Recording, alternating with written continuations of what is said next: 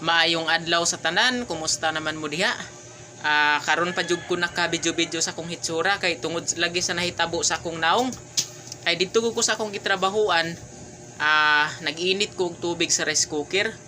Tapos nakatulog ko kay giduka pa man ko kayo, katulogon pa man ko.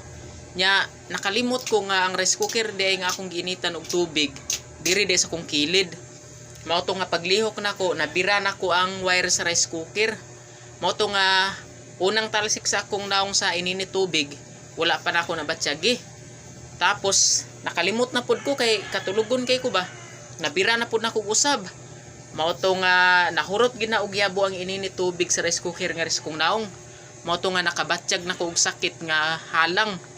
Mao tong nigawas dayon ko sa akong barracks nga gihigdaan, nangutang ko og suka.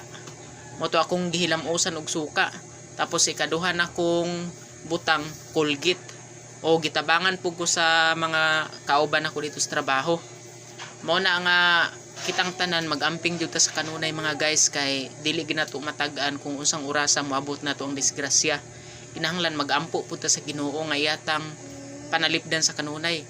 Pero ako bisan pa man nga naluto na ning akong naong, pero magpasalamat gihapon ko sa Ginoo. Thank you Lord, kay ang akong mata walay diferensya bisan pa man sa nahitabo, pero wala jud niya itugot nga maepektuhan ang akong mata. Kay pinaka delikado gid sa tong lawas ang mata kung maunay may diferensya. Salamat kay Ginoo sa imong pagpanalipod nako sa kanunay. Mao na mga guys, kinahanglan magamping tang tanan sa kanunay. God bless all sa tanan. Mayong adlaw.